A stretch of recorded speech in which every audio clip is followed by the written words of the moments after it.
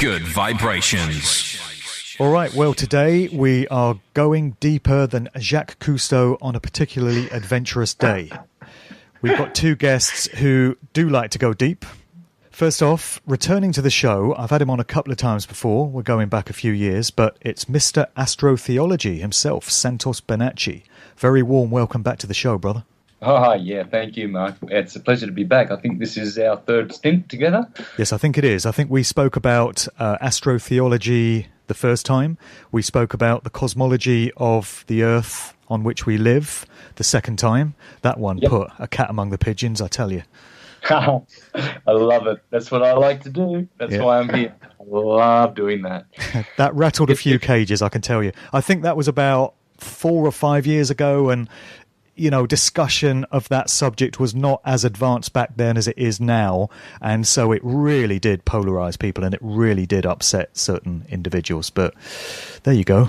There's a word for it in the Hopi language about the provokers in the community. They've got a job to do that, to inspire people to think by, various devices and techniques and mechanisms to, shape their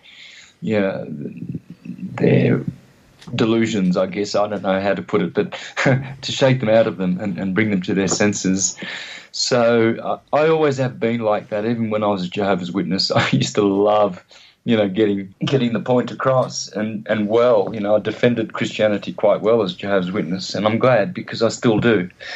I only know how to do it better now and correctly. So in both systems, when I was, you could say, semi-awakened as Jehovah's Witness and now fully awakened, I still love to get people to think on spiritual lines and transcendental and everything like this, so that you can get out of the mundane, boring, limited, conditioned way of thinking and seeing things, and to expand your consciousness and really optimize your brain's capacity. That's what I like to do, help people to wake up from their delusions, whether it's a little jab about chemtrails or about fluoride in the water.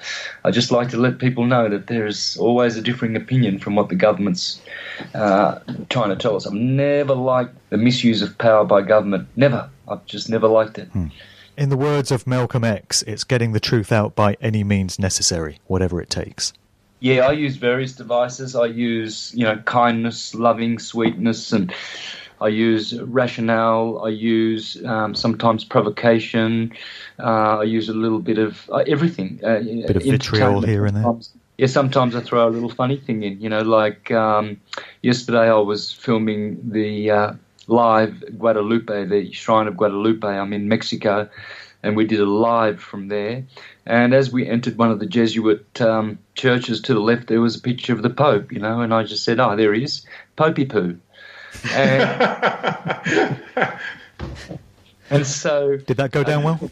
These are all the devices you've got to use. If you haven't got a lot of tricks when you're teaching... I hear you talking about pig bum a lot, and how pilots eat pig bum. Exactly. There you go. There's one of mine. Yeah. That's one of mine.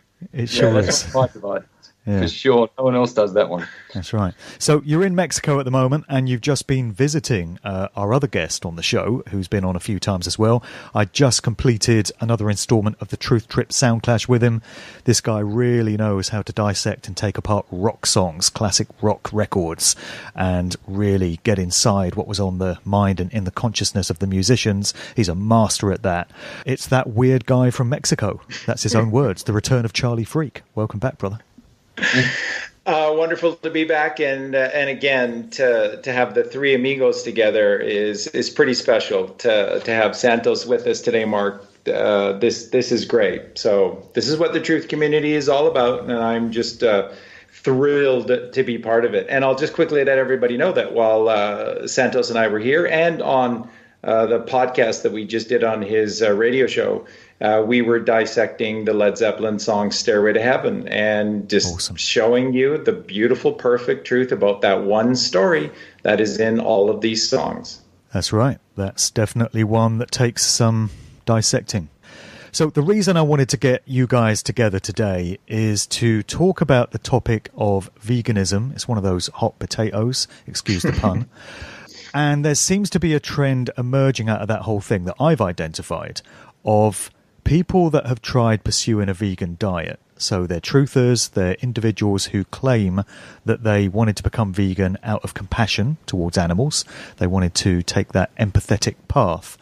But this big trend that's been occurring is many of these people have been turning their back on this lifestyle and going back to consuming animal products after, as they put it, running into a whole bunch of health problems that they attribute to the diet. I mean, it used to be you'd hear one or two people complaining about this, but there's a whole load of personal associates of mine in the last few weeks that have all been saying the same thing. They've said it didn't work out, I got very, very sick, and the minute I went back into eating meat and animal products, my health returned and I got back to where I need to be. So I want to know what's going on here. I want to know what these people might be doing wrong from a practical nutritional point of view. And I'm also happy to get into the spiritual and metaphysical implications of not eating an animal product diet. I've got to say that I myself have been vegetarian for 32 years, and I've been more or less vegan for the last 6. And I say more or less because I'm going to get this out there as a sort of caveat early on, before anyone else brings it up. I just mentioned to you guys off air, every now and again over the course of the last 6 years, I have taken the odd amount of cheese. When I've been travelling and there's been not many options to eat, I've had something like a pizza with some cheese on it.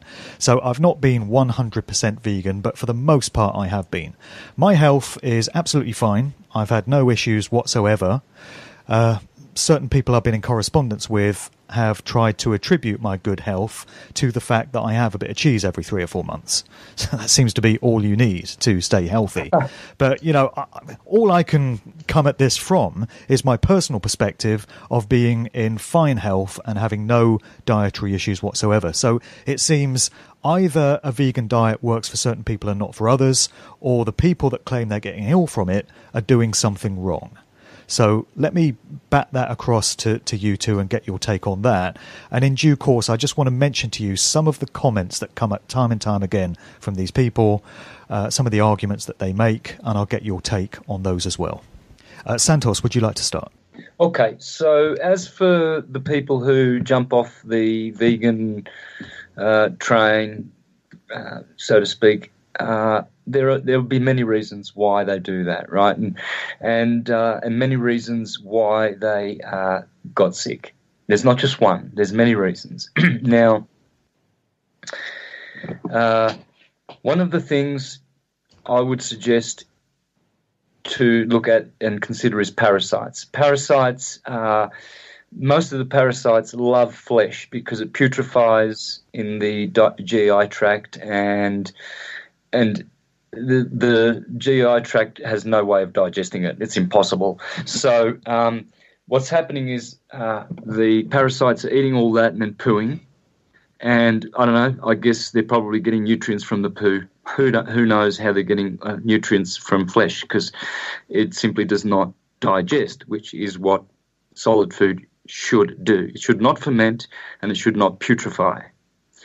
Well, fermentation helps and fermented things, but putrefaction is out of the question, and that's what flesh does. So another reason is some of these people are very, very material-based people. You know, they're not at all transcendentalizing. They're in their gross mind. They have not even contemplated that they have a subtle mind, the higher mind. And the gross mind wants what the parasites want. The parasites in their body are telling them, I want flesh and I will feel good, because they're used to the poo, the toxins of the parasites. This is why when you see people who eat flesh, they've got these big, fat guts. That's not muscle. That's not anything tissue. That is parasites. It's a colony of parasites and worms and all sorts of demonic entities feasting on putrefying, rotting corpse. Corpse eaters, you are what you eat. What are you? A corpse. That's why you're a corpseration, and you believe it.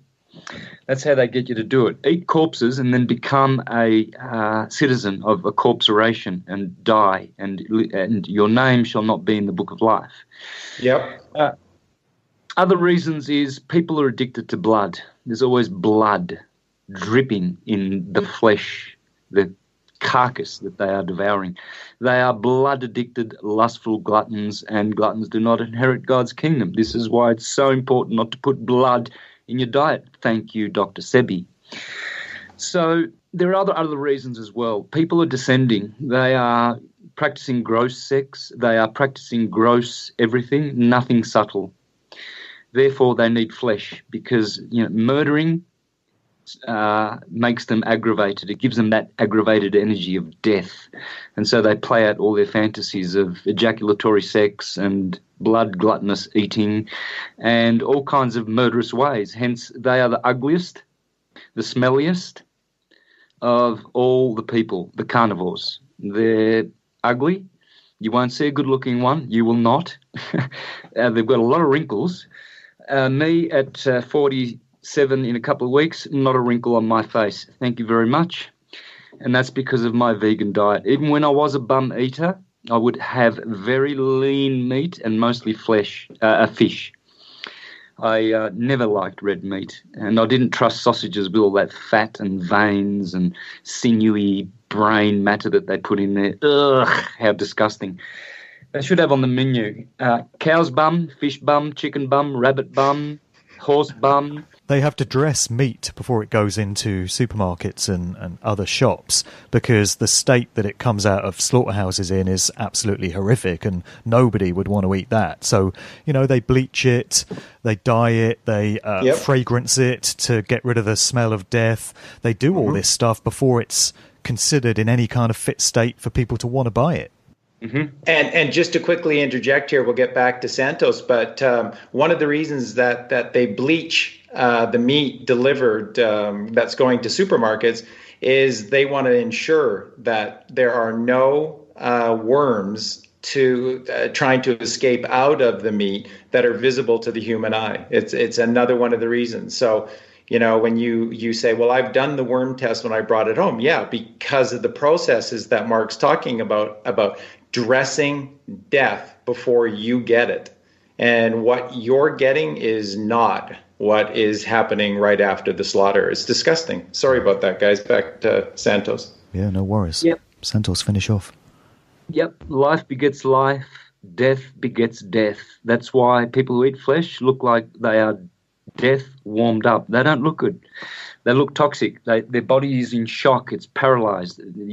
Their intestines cannot absorb this flesh.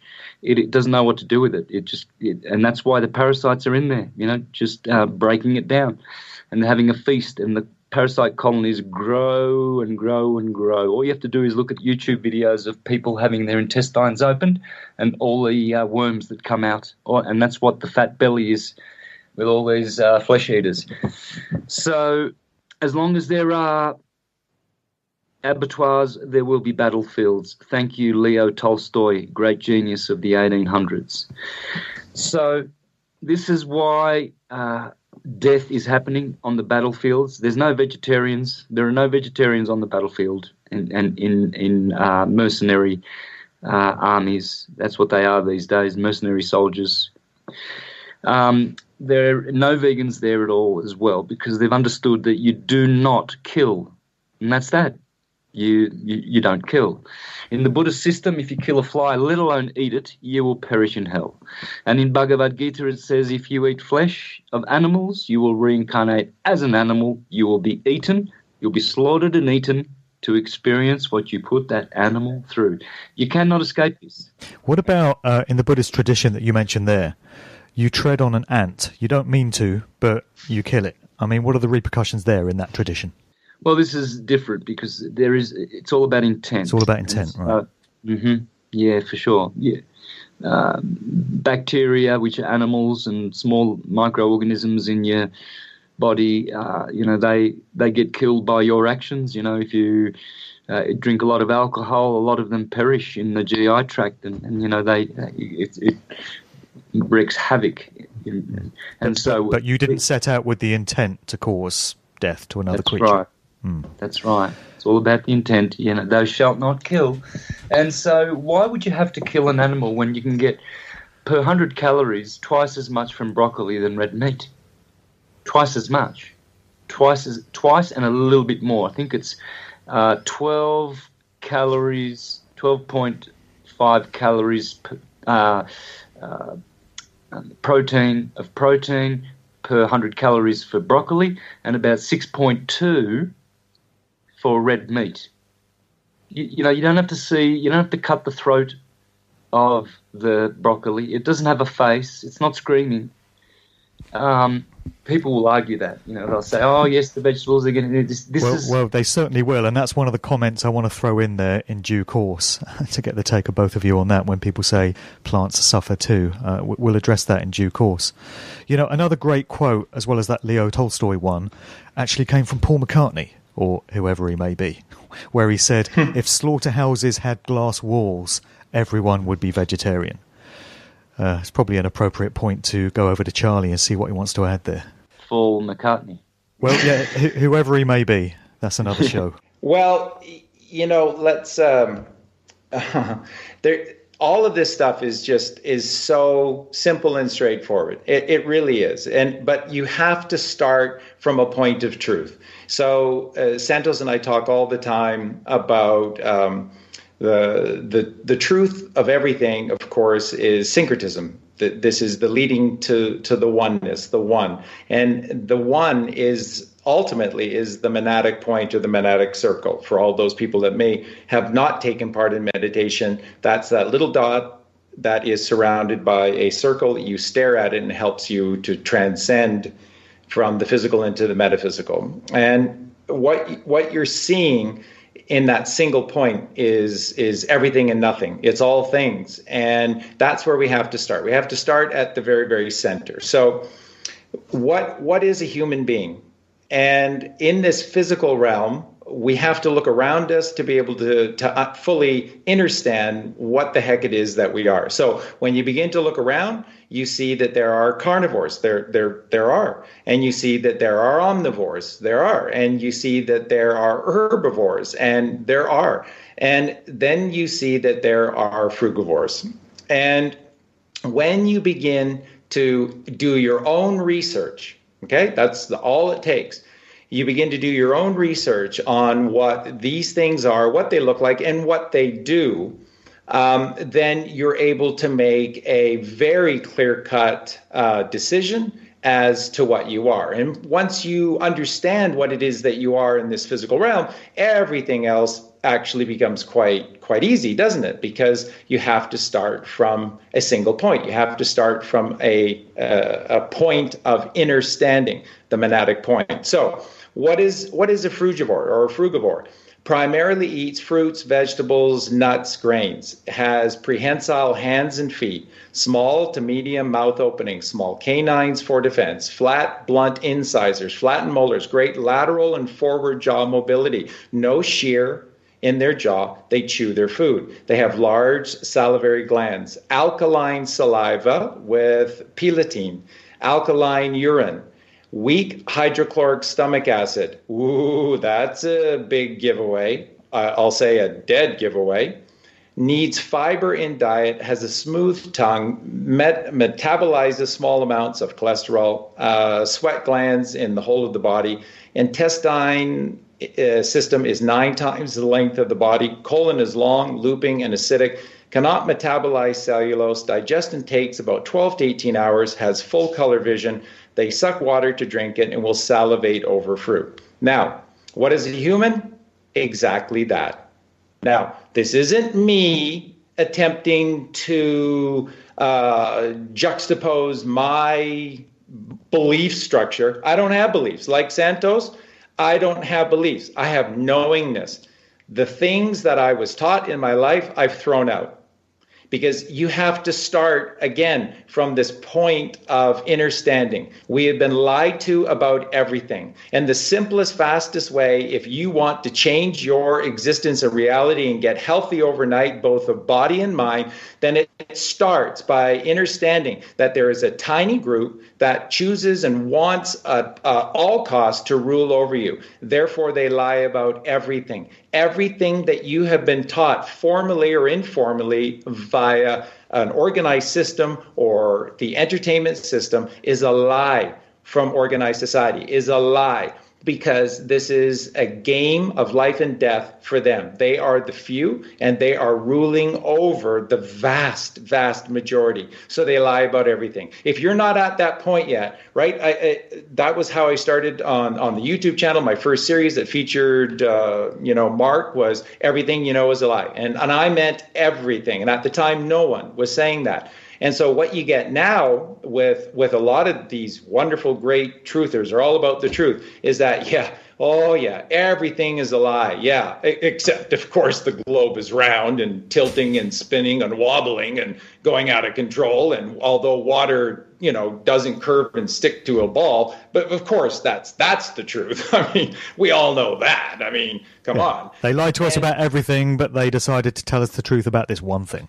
Exactly. So if you want to know what it is that you're supposed to eat, do the opposite of what you're taught from birth, right? Do the opposite. What you see on the school walls, these food pyramids, is tantamount to the worst crimes against humanity, against all sentient beings. These are crimes of mass destruction, are these food pyramids on the wall, because they're absolutely a lie. They're absolutely upside down. They're a complete lie, and they are forcing you to become a beast. So very simply, what I read to you is a frugivore. Very simply, what I read to you is a human being. There is no opinion in this. I didn't give you 1 ounce of an opinion. Everything that I stated to you about the frugivore is exactly what the human being is. So there's two great points of reference. 1, we are frugivores. Everything becomes easy after that. 2, we are ruled over by a tiny group that wants total control. We are their victim slaves. They don't lock us in prisons. They don't have to. They put us in prisons of our mind, because 99.9% of all human beings do not exist out of knowingness, knowing absolute through experience and testing, and proving to themselves absolute truth. No. They have a belief system. And when you have a belief system, you're a slave. And inside of you, I'll guarantee you, they have the number 1 prison warden of all time. And that is the ego. And you can literally look at the ego as a tapeworm, because in the physical form, that's exactly what it manifests itself from the metaphysical plane to the material plane. That's what the ego manifests itself to, is the tapeworm. And that's why you hear all the time, Mark, all of these friends of yours and nonstop people within the truth community that are saying, boy, the moment that I let go of that vegan diet and I went back to meat, dairy, and eggs, oh, I felt so much better. That's right, because the moment you attempt to take power back, the tapeworm of organized society, the Phoenicians, the Canaanites, the control mechanism that rules over you, they fight back because they don't play fair, and they put the screws to you. And the tapeworm that's inside of you is doing the same thing. And when you finally give in, then it stops tightening the screws on you, and it lets go again, and you start to feel better. The biggest thing that people are feeling when they begin to wean themselves off of meat, dairy, and eggs is a healing crisis. And you have polluted yourself since birth. Every single freaking solar day from birth, you have been polluting yourself. And somehow we still live to 70, 80 years of age. That's incredible. We should be living for thousands of years. And that's not a grandiose statement. That's a point of fact. If we're poisoning ourselves with the most horrific things like vaccines to newborn babies, and we're still living to 70 or 80 years, 1,000 years is the easiest thing in the world. So it all starts with knowingness. Everything they tell you is a lie, and we are frugivores. And when you understand that, here's the first thing you learn about a frugivore. They require an alkaline body and an alkaline mind. And when you look at what alkalinity is, this is so key, because there's only 2 things in this entire world. It's redshift or blue shift to be able to achieve green shift. Green shift is in the middle, is the balance. So above or below that center line, that middle point of balance, harmony, peace, which we're all attempting to achieve, green shift, which is, the earth plane of the Great Mother, this is the green shift. Earth is green.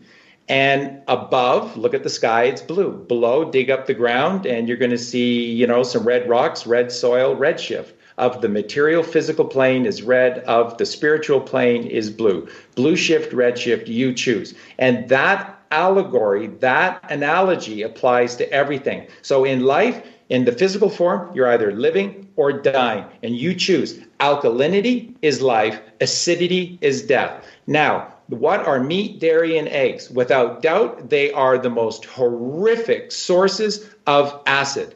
And if you want to know what acid is, what acid does, do your own experiment. Do your own experiment on any substance that you possess in your own home. Just grab some, you get some from a school or a university or even from a local chemist or whatever. Just grab a little bit of hydrochloric acid and do some experiments and see what it does to everything that you have in your home. And observe. That's all you have to do. Observe. And then you will begin to have some gnosis, GNKN, which is truth. And the truth comes from you getting off your ass and doing some experiments and learning the truth. So when you observe acidity in action, it's death. It kills everything. It breaks everything down. That's not living, that's dying. What does alkalinity do? It preserves. It extends. It gives you the opportunity to do more. Alkalinity isn't necessarily all things. There's someone who comes later. There's after the baptism of water, there's one who will give you the baptism of fire who comes later. But alkalinity is giving you an opportunity for not just long, but eternal life. But you have to know this stuff. There are always two choices, magnetism or electricity. One has eternal scalar waves, the other has temporal waves. One is eternal, one is temporary. Again, always it's going back to the singular choice of syncretism, blue shift, red shift. We're back to Led Zeppelin's Stairway to Heaven. Yes, there are two paths you can go by, but in the long run, there's still time to change the path you're on. Brilliant, Mark, because that's exactly brilliant. That's exactly what they were saying in the song. Exactly what they were saying in the song. Always a choice. So, people love to argue about this. You may have noticed. We're back to the ego again. And for people that don't have a large amount of time to invest in research, they're kept busy with, family or jobs or whatever, all they're going to hear is a load of noise going around. Because on one side of the argument, you have people saying, yes, we need meat and animal products because of these vitamins and these nutrients and this protein. And then somebody else will counter it with the exact opposite argument, saying, no, we don't need animal products. We need, all the stuff that you've just mentioned there. And it just becomes a cacophony of arguments going back and forth as far as an observer is concerned. So it can become very confusing, and it can just melt your brain if you pay attention to all different sides of the argument. It's absolutely so. Santos, do you want to take that one first? For sure. Yeah, there's always co-opted, deliberate agenda inversion of the truth, so people can, promote their agendas. I mean, going back to the cosmology of the Earth that we mentioned earlier, as you guys well know, there's arguments that go on for days and days and days, and each side swears they're absolutely right and they've got scientific data to prove it and stuff, and nobody ever backs down. Nobody says, you know what, you're right, I was wrong, I see your point of view now. Never happens. Mm-hmm. Exactly. So yeah, that's the what Thomas H. Burgoyne said. The greatest deception of all, people do not understand the two truths: universal absolute truth, and the truth of appearances, or the truth of the senses or the appearances. So the difference is what makes or breaks you in all areas of your life to know the truth, because here we've been told that corpses are good for us to eat corpses because we see other animals eating corpses. Well, if you really look at the medical literature, it's the opposite. They know that it leads to cancer and bowel cancer, etc. And people who live up to 80 and 90, and my father's 87, he's been eating pork all his life and he never will stop eating it. He's probably going to reach 90, I guess. His father did, Santo Bonacci, same name. He lived till 90 years, but this is still they're children. They're still children. We're supposed to live hundreds of years, and only vegetarians reach that. Only non-flesh eating ones will reach that. They're in their hundreds, and there's people all around the world who are in their hundreds, and they really just only eat vegetables and fruit and berries and things like that. That's all they eat, and very little. They don't need much. They've transcendentalized and sublimated their bodies. By going into the subtle mind, you then activate all of that, where your body now doesn't need so much gross food. You don't need cheese. This is the great addiction. A lot of people, they're addicted to cheese because of its ability to make you feel full, and man, yeah, I know that one. I mean, I lost everything else very easily. I stopped meat with no problem, got rid of the eggs, got rid of the milk, but the cheese was difficult for me. I mean, I'm really trying to stay on the path now and not go back onto it the way I have been, but it's a difficult one to lose. It is addictive. Yeah, I wouldn't be worried if anyone wanted to have milk and cheese that was directly from a loved animal or honey, and things like that. I don't. Although I did have a little bit of honey the other day here, and she told me it was in the drink, and I didn't mind. I just said, well, as long as it's organic. So, but the thing is, in the old books, it is fine to have an animal that you can eat from. That's why the Bible says you can eat from the animals, not eat them. These are mistranslations. It's flesh and meat are two different things. The meat is more a different concept. It embraces much more. Meat can be what you eat. The word "eat" is in it.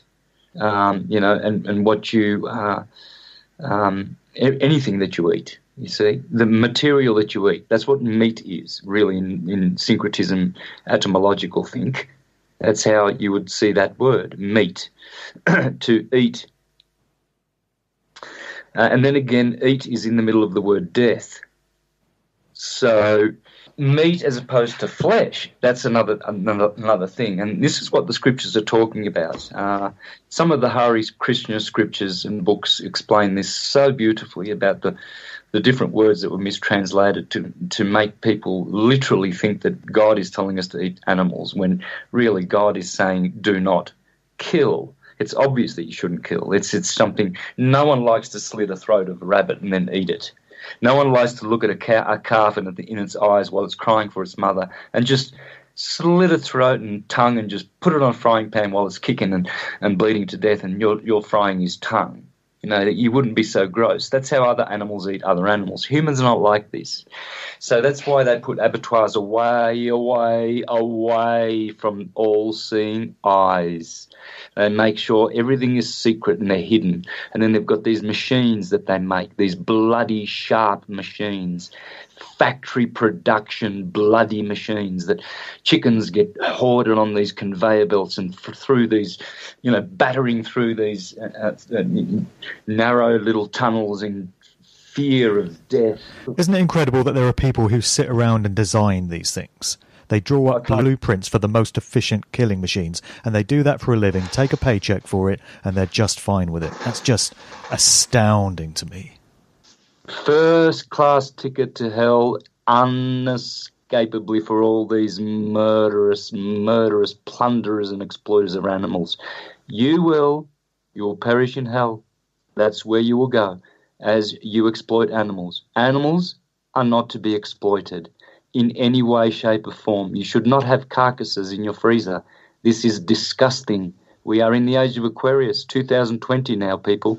We're not in the bloody industrial age where all kinds of poor people were forced to change their diet by going into the cities and being indoctrinated by the Jesuits, the bloodiest of all of them, because they are the ones who introduced ejaculation and flesh eating into the world. In one way, you in one end of your organism, you eat death, and at the other end, you ejaculate yourself to death. I know that on Charlie's site, Freak Sense TV, he's talked about this process of internalizing ejaculation and all this stuff. So if this is new to anyone listening and they're like, what the hell are these guys talking about?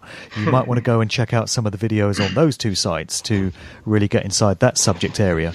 But we've kind of come back around now to the main talking point, which is vegan diets and what people may or may not be doing wrong. And I just wanted to share with you some regular comments that I've seen people post, people who say they've tried a vegan diet, didn't work out for them. They often complain of losing energy, and they say they were physically and mentally weak as a result of not taking animal products. A very common one is people complaining about brain fog. They say they can't think straight, they can't hold a thought, and they say they were always hungry. And they say they wake up in the morning and they're pissed off and snappy and angry because they're so hungry. So, Charlie, maybe you want to take those and address what may be happening when people complain of these things, because they're very quick to state that it's all as a result of not eating animal products, and they say the minute they do, all those things disappear. So what could be going on here? Again, it's very, very simple. And, you know, while the things that Santos was talking about for many of the listeners may seem a bit off topic, or like you were saying, Mark, some heady stuff, you need to understand that this is the truth, and the truth connects all things. The truth is holistic. What organized society sells is bits and pieces, and bits and pieces are lies because they don't fit together. The truth is holistic. It explains all things. Just like when I try and, you know, take apart a song and explain the highest possible meaning to you, every word, every line, every nuance with regard to the lyric and the music is accounted for because it's the truth. And the truth is holistic. It covers all things. And this is the whole problem with what's going on with people struggling with so-called going to veganism. And it's so easy to explain. First off, when, again, this all relates back to who we are, which are frugivores, and that we need to be in an alkaline state. So when you're feeling a loss of energy and a brain fog, these are relative statements. These are relative statements being spoken to you by junkies who are addicted to essentially processed food.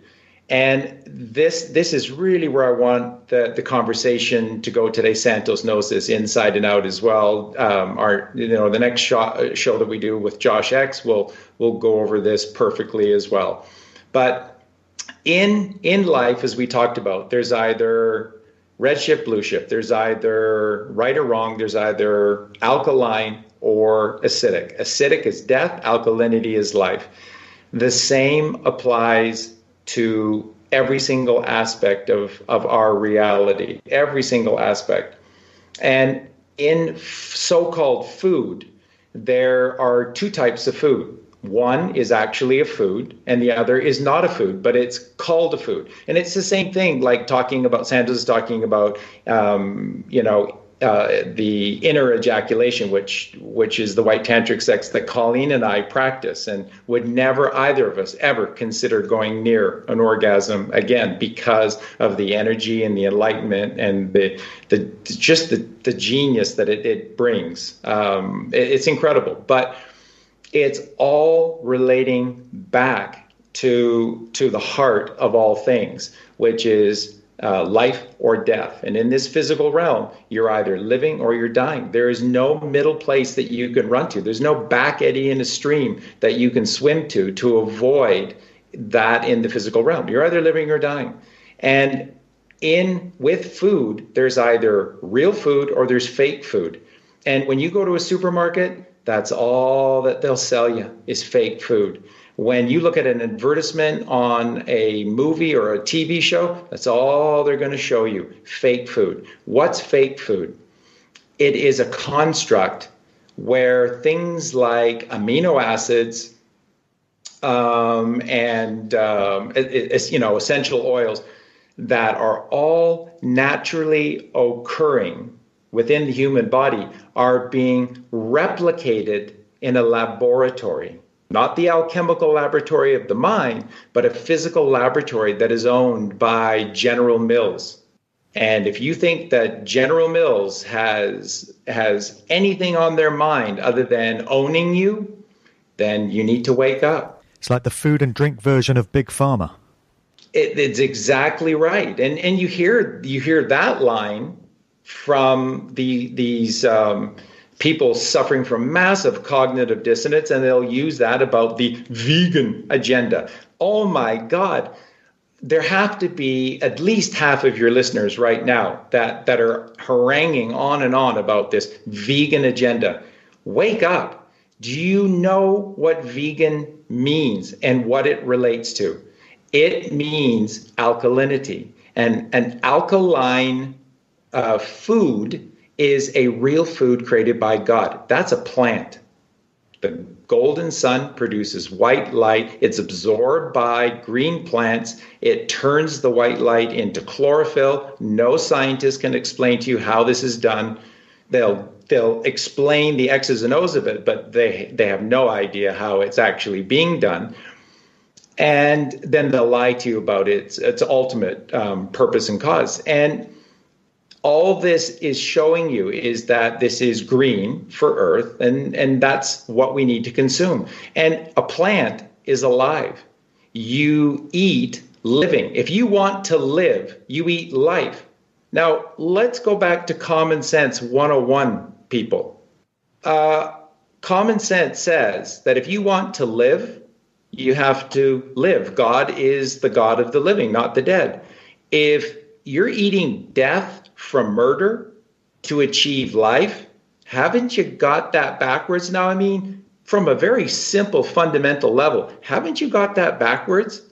Where is the life in dead, rotting flesh? And remember, as Santos said, and as Josh X goes on and on about, because it's the truth, flesh is not meat. There is no nutritional value in flesh. Flesh does not decompose within the body. That's why you have literally, when they do these different colonoscopies on various people for various reasons in the meat eating world, they will find bits and pieces of meat that has been there for decades within them. Charlie, I know you've read my novel. Let me just throw this in there. It's a bit of a spoiler for people that haven't, but I've got the character Neil Lowe, the police chief. What's in a name? Neil Lowe. And you may have reached the end of the book. It turns out, I'll let people know this, Neil Lowe dies of colon cancer. And the habit that he has throughout the narrative of the book is that he enjoys meat-based snacks. So his thing is he's always munching on a bag of pork scratchings, or he's got a hot dog, or he's got a burger, and he ends up dying of cancer of the colon. And that was just my little way of observing consequentialism when it comes to choice of diet, which I embedded into that story. And it is, by the way, folks, it is brilliant that this is Mark's first supposedly fictional novel, and it's brilliant, and it's a must read, it's a must have. And well, I wasn't trying to get you to blow smoke up my arse again about the book. No, I do appreciate the positive comments. I'm glad that you brought it up, because those things, those tips of the hat to the work of Santos and perhaps even a little of myself are in there. And but again, versus then consequentialism, and which of course is the way, because the rewards are built into the work. Whatever work you do, whether it's righteous or flat out wrong, there are rewards built into the work. That's where your rewards come from. They don't come from the material plane that can be stolen or rust or, run over by a car tire and broken. No, the rewards, the everlasting rewards of your work are built into the work. So whatever you do, you're going to have those rewards. And this is just common sense. And this is science at a basic level. Again, 101. Let's go back to 101. And the basic level of food is that it's either alive, real, or it's fake. And again, you can espouse cognitive dissonance and run from this all you want, but it doesn't change the fact that what I'm telling you is the absolute provable truth. Food is either real and alive, created by God for free in abundance that no one can ever own. Grow it yourself, harvest it yourself. It's there for all eternity. It'll never go away.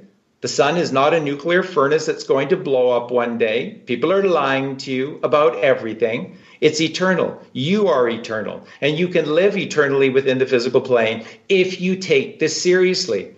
But eating a slice of pizza, drinking a bottle of Coca-Cola, and watching Simon Says on your television is tantamount to death in every single form, both physically and metaphysically. Life is in living. Living is plants.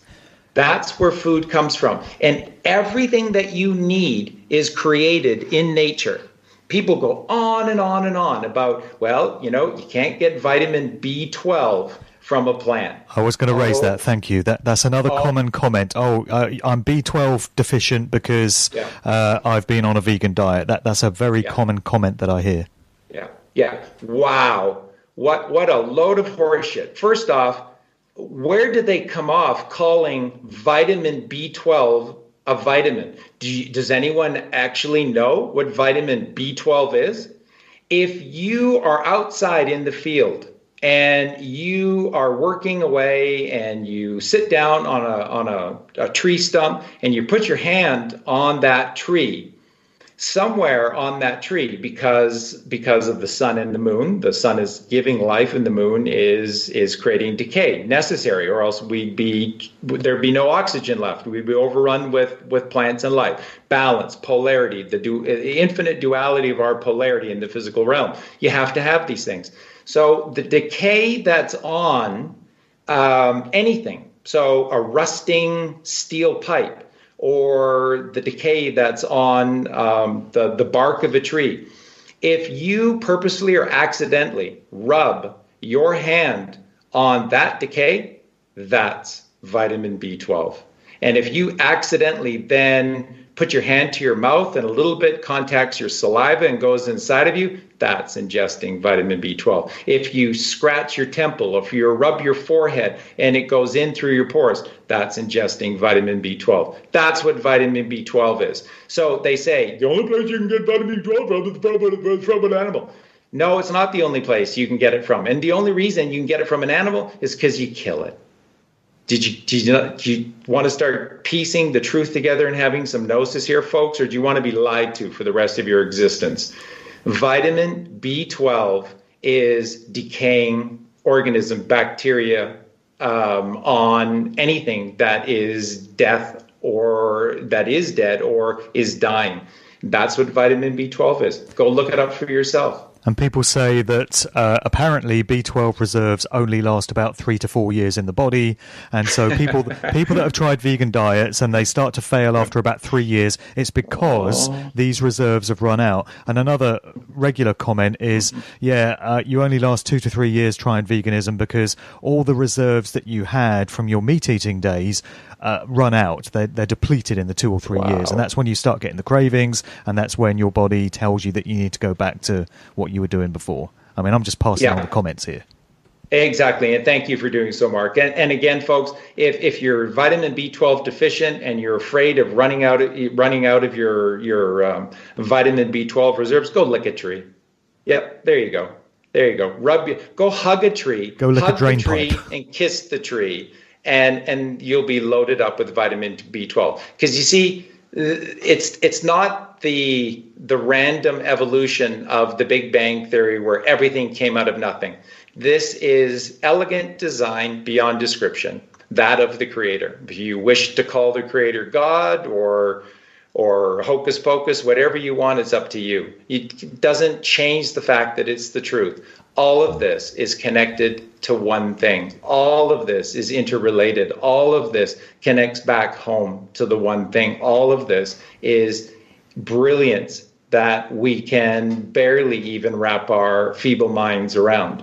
And this is our reality. And either you're going to get healthy by embracing what God provides naturally, stop worrying. Again, one of the biggest things, nobody ever talks about this, but wow, there's so much that I could say. But of the mind, the Bible talks, and all sacred texts talk, that you are two temples. You are the temple of the body, the physical material plane, and you are the temple of the mind, the metaphysical plane, red shift, blue shift. And your whole purpose is to take care of your two temples. You know how you do that? Santos coined this, and I like this best. And Colleen and I have said we're going to just stop using the term vegan altogether, because like flat earth, them's fighting words, because that's how organized society wants it. It's a button pusher, isn't it?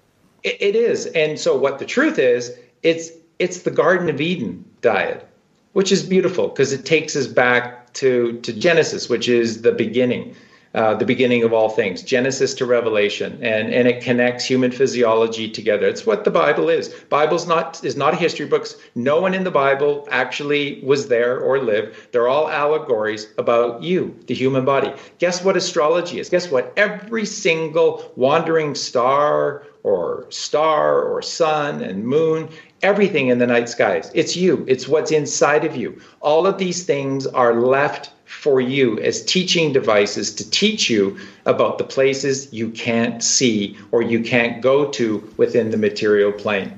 This is the truth, and this is the way. So that when you eat life, when you eat foods that are living, that are green from chlorophyll, you are connecting to God's wisdom and God's truth. There's just no more accurate, simpler, or truthful way to put it than that. When you eat death by committing murder, what do you think you're giving to yourself by doing so? And again, we've talked about this. You can't run away from this. Do your own experiment with hydrochloric acid.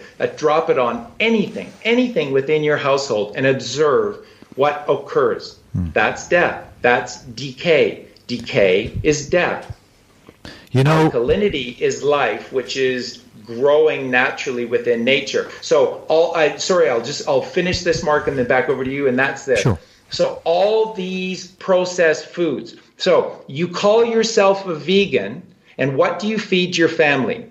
You feed your family a wonderful, and you make it great because you're cutting some nice purple onions, and you're putting fresh lettuce, and you're cutting slices of tomatoes, and it's beautiful. All of that lovely living green stuff, green or red stuff that's on top. But what's holding the patty and what's in the patty? None of it is real. None of it is living. You can call it vegan all you want because it's not meat, dairy, or eggs, but it's not living. If it's not living, people, there is no value to you. You're getting most of your energy from your breathing, because what you're breathing is the ether, the magnetic electrical ether. That's what we are magnetic electrical beings of energy. Learn the truth about Tesla and what Tesla taught. 3, 6, and 9. If you understand 3, 6, and 9, you understand the basis of all creation. But you want to think that you're just making yourself big and strong by eating all of these proteins, as if the human body makes its own protein. Human body needs virtually no outside sources of protein. Protein is one of the biggest lies that you've ever heard. And what's the only thing outside of the human body that can create its own protein? Plants. Where do all animals get their protein from? They eat plants. So the best that you're doing is getting half or a third or a quarter of the nutrients by eating an animal, because you've created a middleman.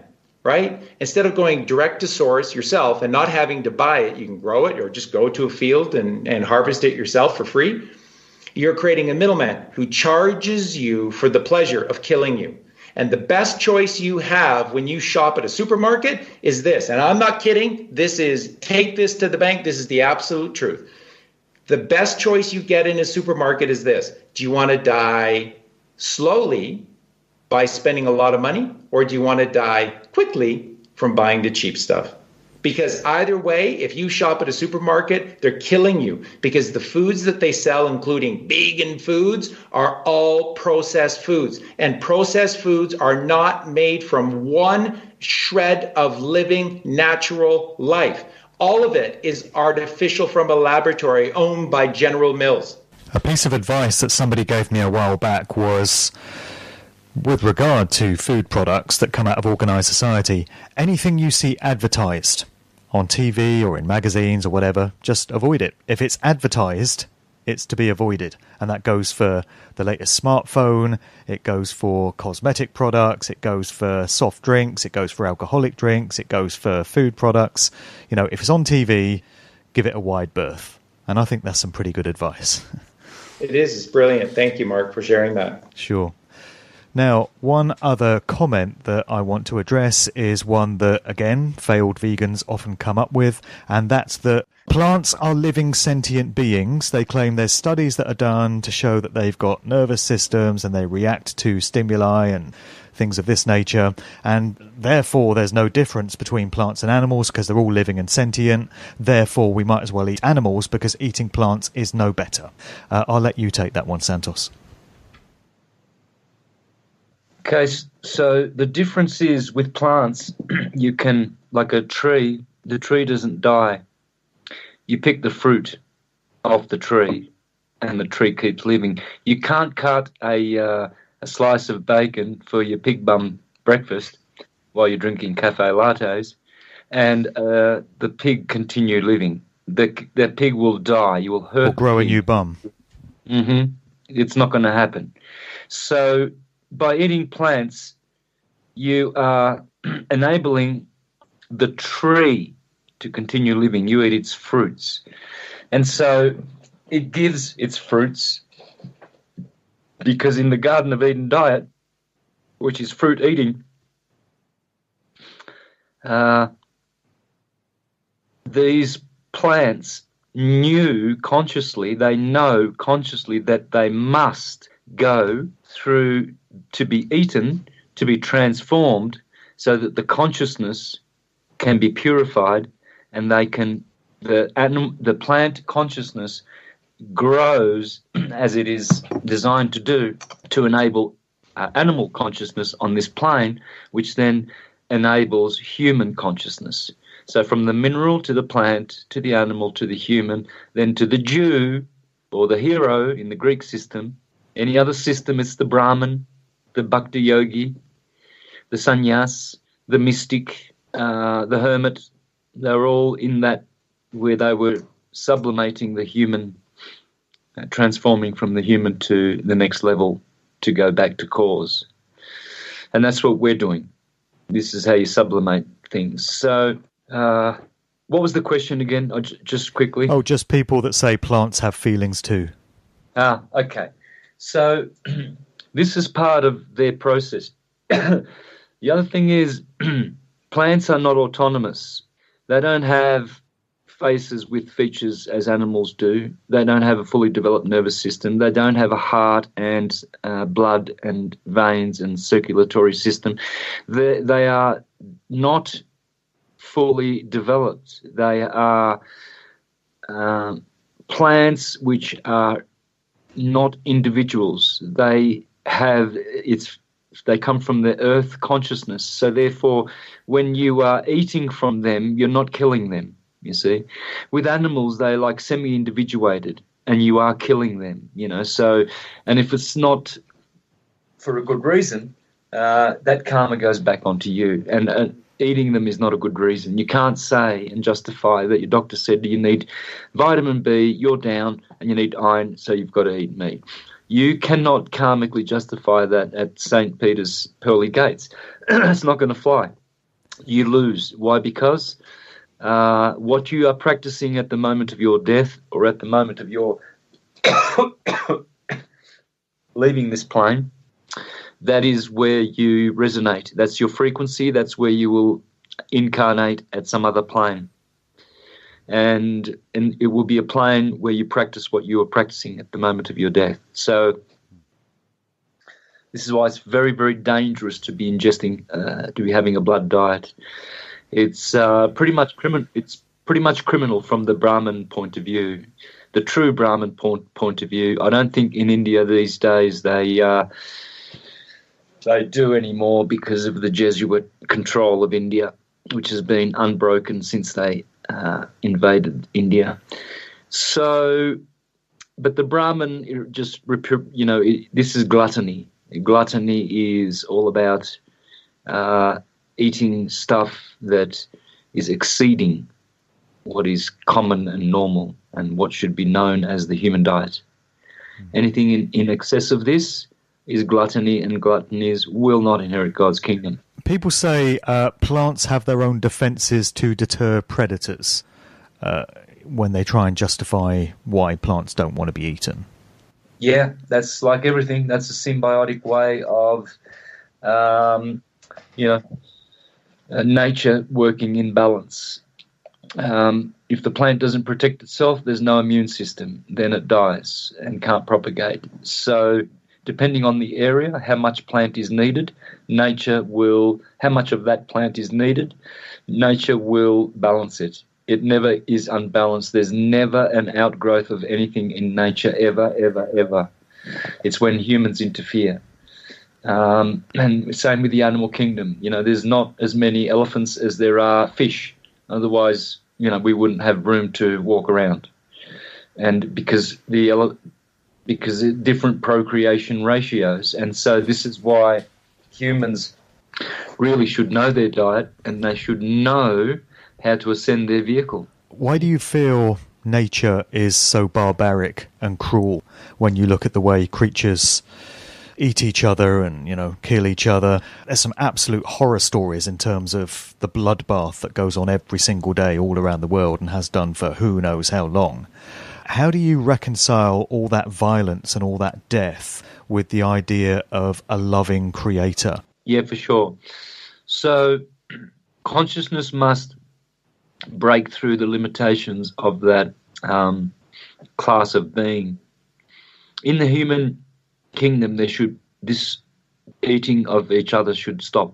This is where Christ consciousness saves the animal and makes them different to the animals in their behaviour.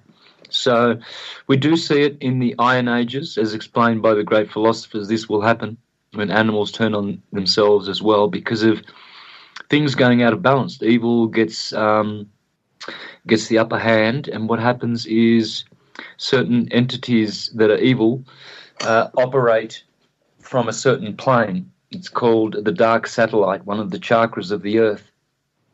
And when that dark satellite is at perihelion, there's a lot of animalistic demonic entities that incarnate into humans and on this plane, and death feeds upon death. But that's in the Iron Ages, that's only from the animals down. So in the Better Ages, there's a different law system. It's a more advanced law system where things don't have to be so brutal. There'll probably be a little bit of brutality, but it'll be so subtle, But that's how the consciousness advances. That pain and torture of being eaten and devoured, it's only fleeting, It really is, in the grand scheme of things. And once the death occurs, then the release of that consciousness from that murdered animal is advanced.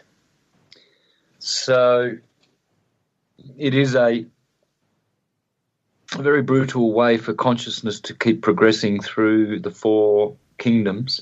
Sure is. And in the Iron Age, it's brutal, and it's where the scriptures are literalized. It's where, people are trafficked. It's very sad, but only the demonic frequencies that are in discord with the high frequencies that are allowed to somehow advance us through experiences of what we don't want is allowed to happen, and it has advanced us. It has hurt us and made us awaken, you see. How about this one, which I've heard certain spiritual gurus put forward? Animals at a soul level recognize that humans are more advanced beings than them, and so they willingly give their bodies up for us to eat them because they recognize that we need them. I'm not saying I go along with this. I'm saying it's a comment that certain people have espoused. So the idea is that animals don't actually mind being killed. They give themselves up to help us. Well, that may actually be true in some cases, but it's not the norm. That's not how it works. Well, it seems to be being used as justification for continuing to eat meat. So exactly. People seem to be saying, "Oh, cows don't mind going to abattoirs to be turned into burgers. It's fine." Yeah, well, that's ridiculous, isn't it? You see, that's just like a sweeping blanket statement, which is totally how you really don't ever learn the truth of absolute truth of reality, but just of appearances. So there may have been cases where an animal did do that, where obviously the animal brought itself there to be sacrificed. It's unusual, but somehow advanced animals have a knowledge of how to end their life so that they can progress. It's in the spirit of consciousness of the universe. Animals are not stupid. They're conscious. They know what they're doing when they're offering their bodies. But this will be very, very rare, very, very rare. And it's not even necessary. If it has happened, well and good. We don't need to perpetuate that anymore, really, do we? We don't. Yeah. So one really alarming thing that I find is that a lot of these lapsed vegans seem to be taking advice from this mentally ill psychopath known as Sverige. Are you guys familiar with this character known as Sverige? No. Okay, so you can find his videos on YouTube. I think he's Latvian, actually, even though Sverige means Swedish. He is a guy who claims that he tried veganism. It didn't work out for him. He got very ill. He went back to eating meat, restored his health, and now he advocates that a meat-based diet is the way to go, and vegans are harming themselves and they're harming their children if they raise them that way, and they're self-haters. And his trick, his stunt, is he turns up at vegan events and festivals and stuff, chewing on a leg of lamb or eating some raw meat. He advocates cannibalism, he advocates blood drinking, he advocates eating raw meat. This is why I call him mentally ill. And he's got an associate known as Milk Jar. And I've heard the two of them in debates with vegans where Sverige insists that eating meat is the way to go. And just so many people that have lapsed from following a plant-based diet seem to be listening to Sverige and the arguments he puts forward. And he's got these videos on YouTube where there's all these weak, emaciated people. And he claims that they're all former vegans and their hair's falling out, their teeth's falling out and all this. And he offers that as evidence that this is not the way to go. I just wondered if you'd come across this guy, because he seems to be treated as some kind of guru in certain quarters. Mark, it all just comes back down to what we talked about at the top of the show, which is syncretism and the seeking of the one truth, the one thing that all emanates from within, which, is the realm of God. This is left brain versus right brain. And why do so many people in this reality find people like that? Why do people like that have so many followers? Look at the truth community itself, Mark. Look at the biggest truthers that are out there, and look at their views on things like a raw diet versus a cooked animal flesh diet. Those that side with destruction, with murder and death, they have by far the highest amount of subscribers, and they're treated as geniuses. Those that exist out of the right hemisphere of the brain through love, through self-sacrifice, through the giving to all life, are the one with the smallest amount, because it is a perfect mirror reflection of what's going on within us. It's a perfect barometer for what's happening with regard to society. And how could it not be the case when where do 90, 95, 99% of all people on this perfect earth live? They live in organized cities. If you live in a city, you live in death and destruction on purpose. There's no reason for you to live in a city at all. You've been lied to. You've been tricked. And they'll tell you that these grandiose cities have existed forever. They haven't. Like Santos teaches, so many others teach us again and again. Strip back the lies, strip back the veneer that they've built around us over the last 100, 150 years. And immediately, what do you bump into? You bump into a group of people called the Aryans. In this case, the Tartarians, but they're the Aryans, which are the Jews, one who seeks for God by going within. These are righteous, virtuous people, those who followed the straight and narrow path of the seven heavenly virtues versus the wide path that leads to destruction through the seven deadly sins. It's that simple. We go all the way back to the beginning of the Bible, Genesis, and it takes us all the way back to Cain and Abel, left brain, right brain. And all of this is all about Saturn. Saturn is the son of the sun. The sun is Jupiter. The son of Jupiter is Zeus. Another nom de plume for Zeus is Saturn. So Zeus, Jupiter Zeus, Zeus is Jesus, created by the Romans. And this is the storyline of a metaphor for the chrism oil within us to a literal flesh and blood person known as Jesus Christ. There was no one by the name of Jesus and his friends Pablo and Juan and Raphael running around the Holy Land, eating tacos 2,000 years ago.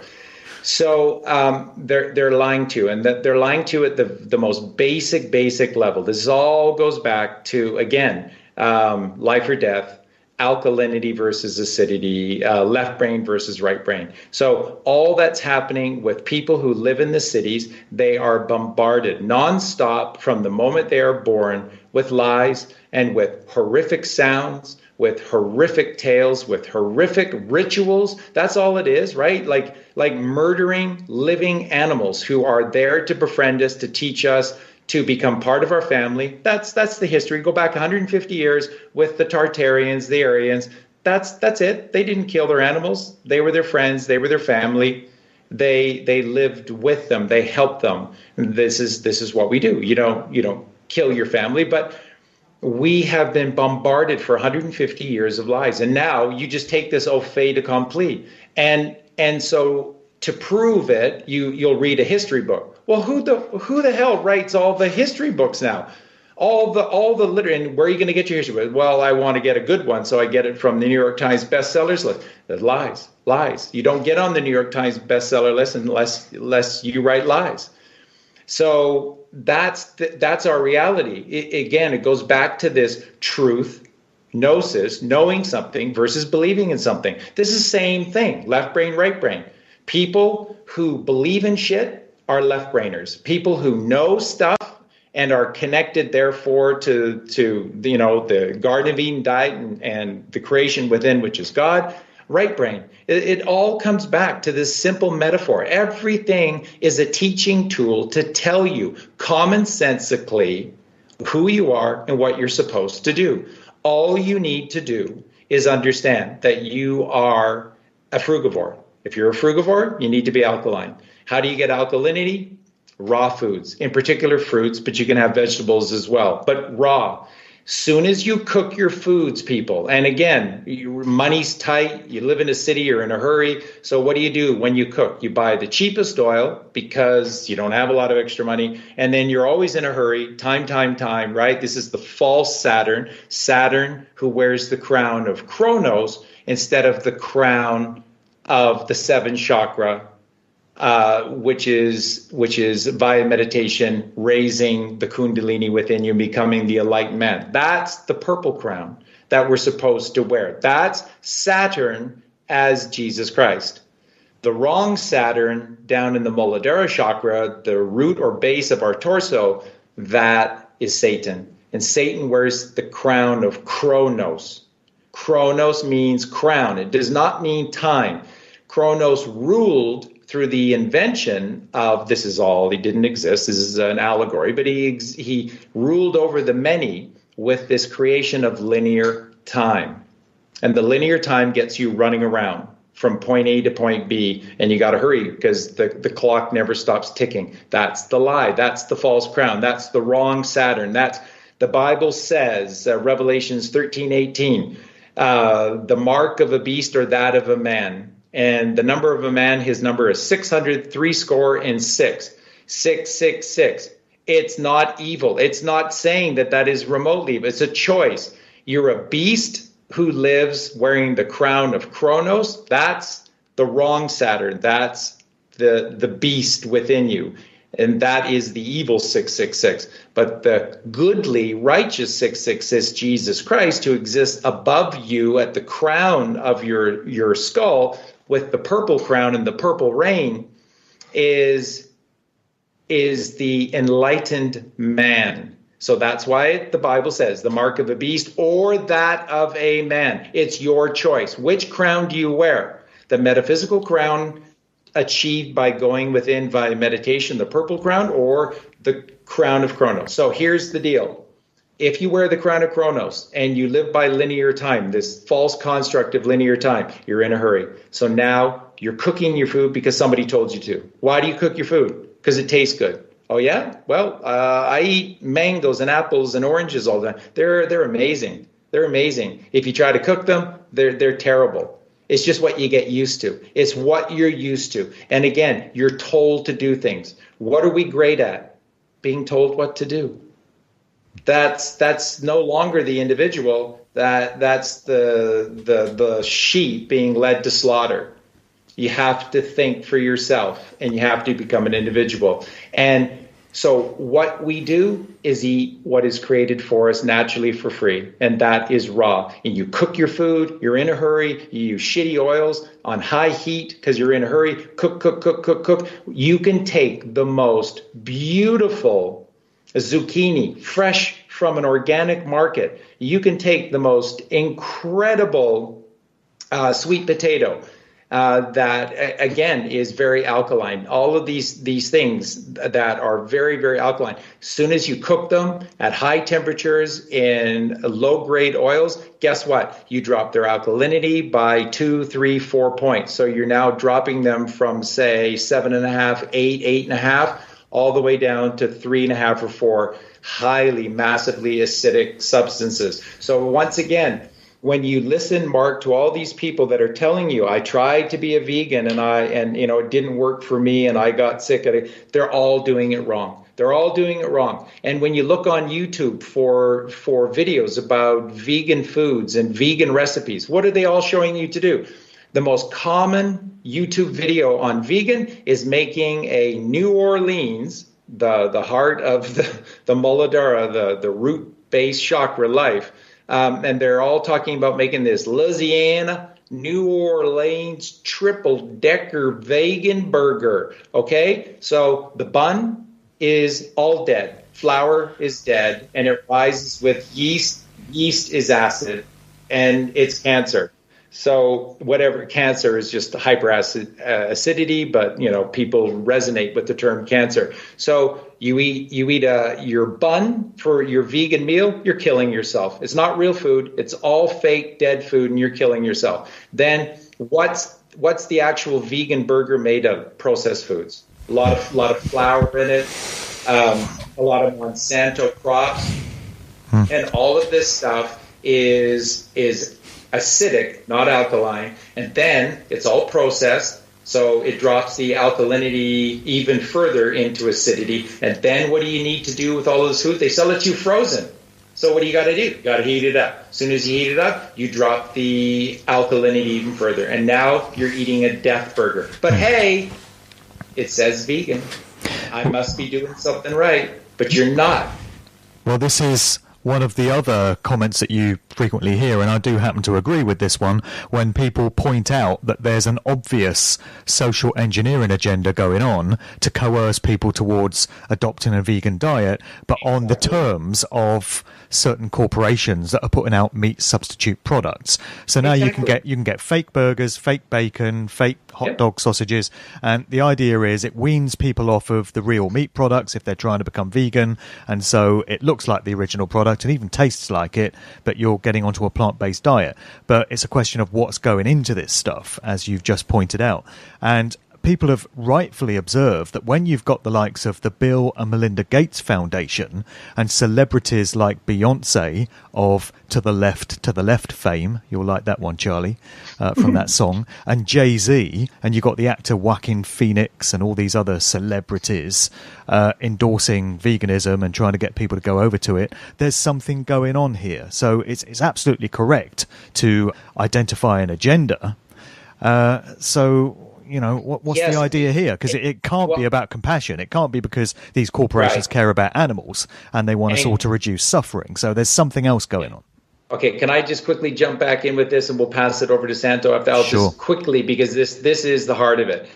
How do you defame the truth? By giving you the truth in the hands of the evildoers. And they are so confident in human habits and in their marketing machine to teach you, to tell you how to act, how to live, what to do, that they're absolutely confident in handing out this truths with veganism, because you'll do the wrong veganism, because nobody's there to teach you the right veganism. Once again, if you understand that you're a frugivore, you eat raw fruits and vegetables. That's what we are. And when you do that, like Colleen and I do, like Santos does, you are healthy beyond belief. Your energy level is incredible. And all of your systems are regenerating themselves, and you just keep going and going and going, and you don't look old, you don't look terrible. You just, and if you have a few issues along the way, remember, you're poisoned yourself for 50 or 60 years, and it's going to perhaps take a little time to get all these things out of you. But that's what they're doing, Mark. So again, it has to be an agenda, because now Bill Nye, the fucking lying guy, is on the side of veganism, and so are Beyonce and Jay-Z. Again, what are they going to give you? They're going to give you Bill Gates' brand, which, by the way, I believe it's called Impossible Foods, Impossible, truth in plain sight. Impossible Foods is this Richard Branson, Bill Gates company that's selling you Soylent Green. The movie Soylent Green. What was in Soylent Green? Human beings. We got to get rid of them somehow. Soylent Green. Soya green. And lentils. Soya and lentils. That's right. Hey, but Mark, this vegan thing doesn't work. I was cooking that's right. You were cooking your lentils. That's right. High heat, rapidly putting them into a burger, putting that burger into a pan at high heat with shitty oil and frying it up, driving that pH value of your litmus paper down and down and down. That's where it goes. When you eat alkaline foods on your litmus paper, it goes up and up and up. And what are the colors of the litmus paper when you go from the middle, which is green, by the way, homeostasis, balance, the earth, Mother Earth, green. When you go up, what are the colors? The colors are blue to purple. Blue, 6th chakra, the 3rd eye chakra, ajna, and the 7th crown chakra within us, purple, 6 and 7. Those are the exact same colors of litmus paper in the pH scale. When you eat acidity, what are the colors? I'm not making this stuff up. You go down. When you have acidity, you go down. Instead of ascending, you descend on litmus paper. What are the colors on litmus paper when you ingest acid? Red, red, red, red, red. And where are you going? To hell, the fiery flames of hell. It's your choice. Do you want to be Saturn, wearing the crown of Jesus Christ, the purple crown, via going within and meditation, or do you want to live an acidic, a life. And I'll just quickly interject this and let you guys run with it if you like. The coronavirus. Do you know that that's an anagram? Do you know that every single letter in the one word, they've created this as a one word phenomenon, this coronavirus, it spells the word carnivorous. They're telling you in plain sight what is wrong with humanity. We have become carnivores in every aspect of our lives. That is incredible. And when you see that term rendered in newspaper reports and mainstream news reports, you're right. It's all expressed as one word, not two words, coronavirus. And it's an exact anagram of carnivorous, as you say. Yep. So it seems like the sick controllers want to have their cake and eat it, because whether we're all eating meat or eating a load of synthetic crap, they're still winning either way, right? Yeah, so with coronavirus, corona is the coroner, and the coroner is the one who wears the crown, Kronos, Satan. So it's Satan's virus. They're telling you, corona is only the coronado, the crown one, Satan, can have that title. No one else has that title. So it's the coroner, and he's knocking, the Grim Reaper is knocking on the doors, and basically it's just people who are gullible enough to buy into it. That's who it's going to actually affect. It's going to paralyze them, because in a spiritual sense, because they are believing, in rumors of wars and ghosts, really, stories. And so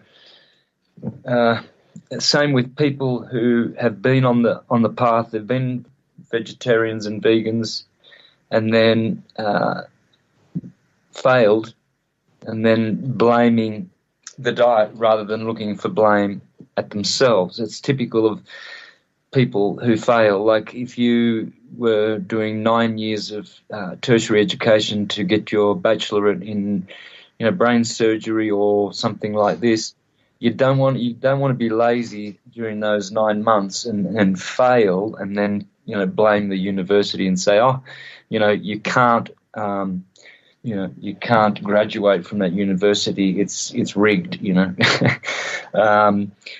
It's a dud university. No, the blame's on you. If you don't have the goods and you're not doing the right thing, then you cannot blame that thing. A bad workman blames his tools.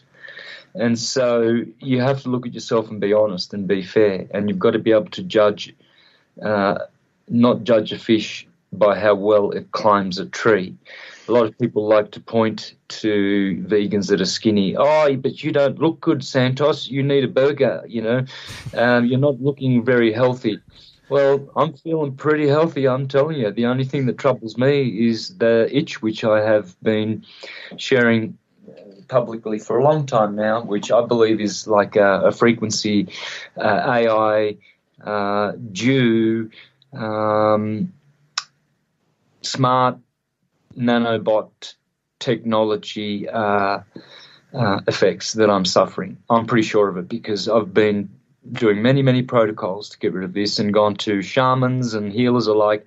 I'm in Mexico going to hundreds of them, and the only thing I can get is I've got heavy metal poisoning in my body, and it's liquid. That's what they've come up with, one shaman. So, but apart from that, I know that my life transformed when I became a vegan. So I know how great this diet is. It is the only diet. Thank you, Porphyry and Iamblichus, great Neoplatonists, Pythagoreans, vegetarians, all of them, the Neoplatonists, all vegetarian. Why? Because they knew that you cannot ascend when you are eating flesh. You can't do that. It's not going to happen. It's murderous. And it's obvious that you cannot ascend. You will be... and as for that guy who eats flesh, that Danish guy or whatever, yeah, I have heard... Sverich, yeah. I've heard of this degenerate. He's a barbarian. He's a bloodlust glutton, and he's perishing in hell already for his deceptions. Well, he was once hospitalized for eating contaminated raw bone marrow. Yeah, he's a demon. He has so many demons. He's possessed by vicious, demonic, murderous, bloodlust, gluttonous demons, and you can see he's demonized. He's a moron. He's a degenerate. He is deliberately and willfully misleading people, and he's satanic, and he's ugly, and he's very, very stupid. He thinks he's smart. The man is so stupid. I would love to have a debate with him. If anyone, I don't like debating, but if anyone, I would love to, with this left-hand path satanic demon-worshipping thug, that he can even think that he can just keep taking murdered animals and putting them in his degenerate intestines. He is a thug, and he needs to be absolutely ridiculed, and his panties need to be pulled down, because he is exploiting animals and teaching to continue this demonic bloodlust on this earth so that we can all be murdered and eaten alive. So he's perpetuating the cult of death. Death begets death, and I have two words for that moron. If you're listening, what's his name again? Sverige. I'm glad I have never remembered his name, and I never will, and he will go off into perdition and be unknown forever and ever and ever. These are two words for you. Corpse and bum. You're a bum eater and you're a corpse eater. That's what you are, a degenerate thug. All right. I would like to see some animals come along and rip your head off and your testicles and burp them out and shit them out and burp and fart you out of their asses. That's what I'd like to see. A dinosaur come along and just go. Look, I can't imagine his life review will be much fun. His debate will be so humiliating. He will never, ever, ever make a video clip ever again if he debates with me. Because I'll be defending the animals till the day I die, and he will be murdering them till the day he dies, forever in hell. All right. And I'm still glad I can't remember his name. Don't repeat it. Okay. It's not worth it. Let him go unknown forever and ever and ever to his left-hand path damnation. Sorry if I'm... To the left. Yeah. All right, well, fellas, I think we've covered pretty much everything that I wanted to on this show. I'll let you just make any final comments or observations before I cut you loose. Santos, any final words there? Final observation is, you kill, you'll be killed. Happy days to you. There it is. Charlie?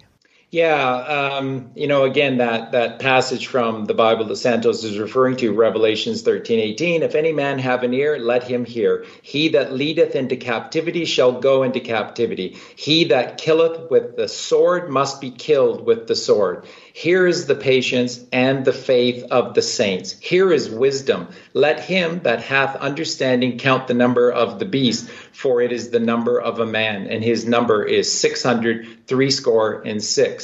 And it's your choice.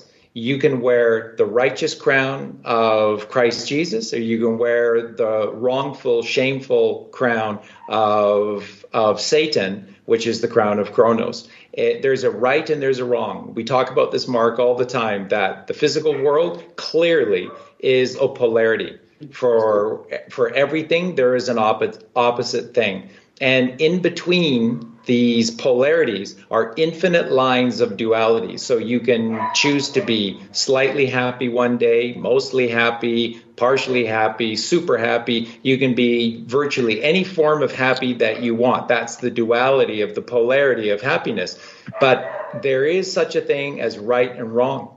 And right and wrong is the only thing that says that there are no shades of gray and there are no dualities. Something is either right or it is wrong.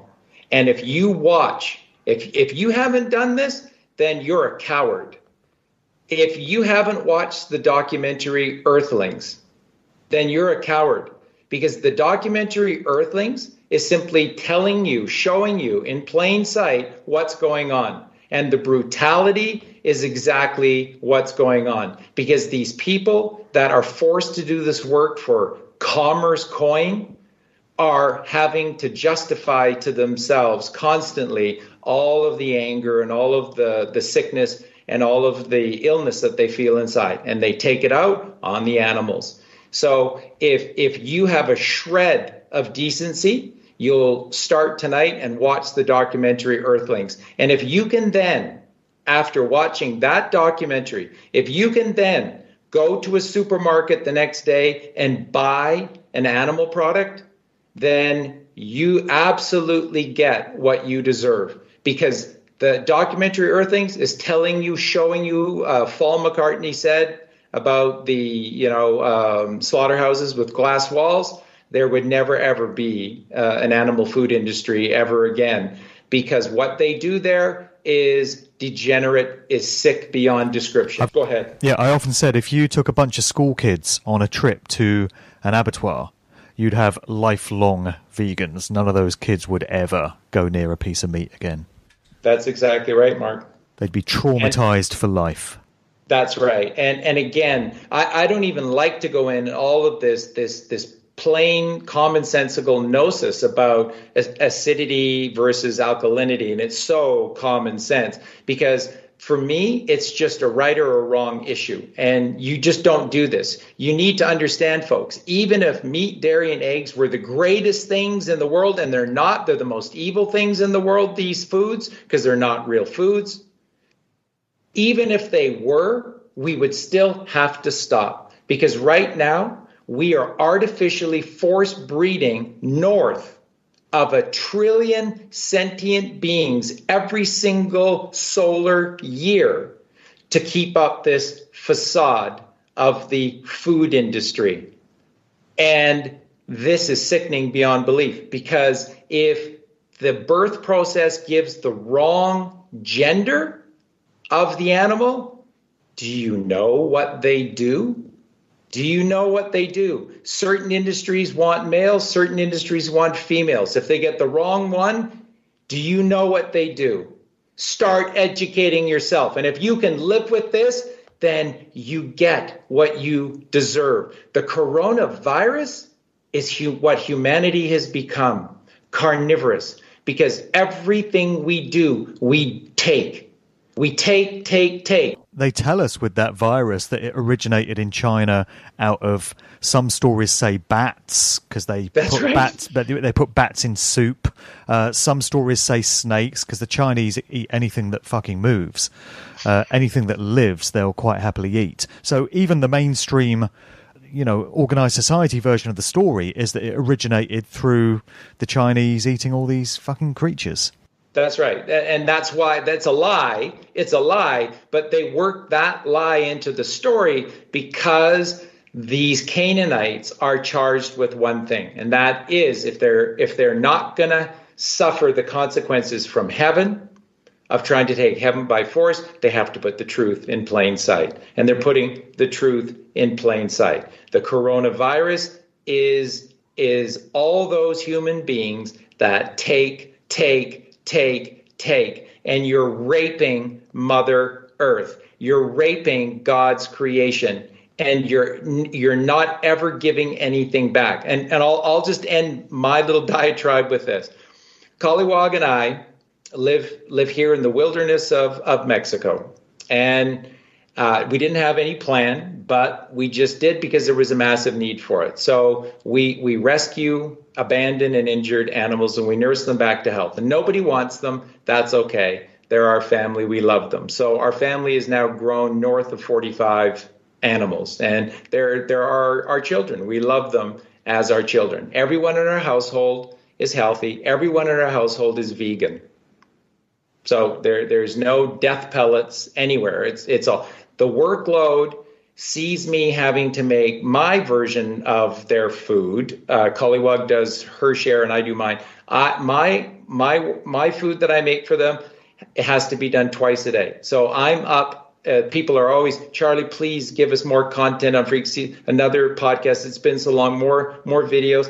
I'm up till 1, 2 in the morning finishing the second batch of food for when they get up in the morning, which comes early. So if I'm at bed at 2 or 3, I still have to get up at 6 for all the animals, the horses and everything else in and outside the house. Now, all we do on Freak Sense TV is teach the holistic truth. Whatever we say is provable because it explains all things. We don't try to sell you bits and pieces. We tell you we got 2,400 subscribers, and we do ask people out of the kindness of their heart. You're one of them. Once again, this is the man, Mark Devlin, who sent a copy of his brilliant book to us for free, shipped it halfway across the vast plain to get it to us on his own dime. And Mark supports us every single month with his unbelievably hard-earned fake money. And that's the kind of guy Mark Devlin is. And we have 26 supporters on Patreon. So we got 2,400 subscribers on YouTube. We teach nothing but the whole truth, nothing but the whole truth. And we got 26 patrons on Patreon. That's a reflection, a perfect mirror image reflection of the world that we live in. And if things are going to change, the change has to start within you. If you cannot, for the sake of all life, cut the murder and the captivity and the terror torture of animals out of your diet, just for the goodness of your heart, let alone anything else, then how are we ever going to get out of this mess? How are we ever going to ascend to a better world? And I submit that we never, ever will until such time that we go within, we look at ourselves in the mirror, and we start doing the work. And I'll leave all of that on that note, Mark. All right, Charlie, thanks for coming on today. This is just for fun. I'm picking up vibrations. I'm picking up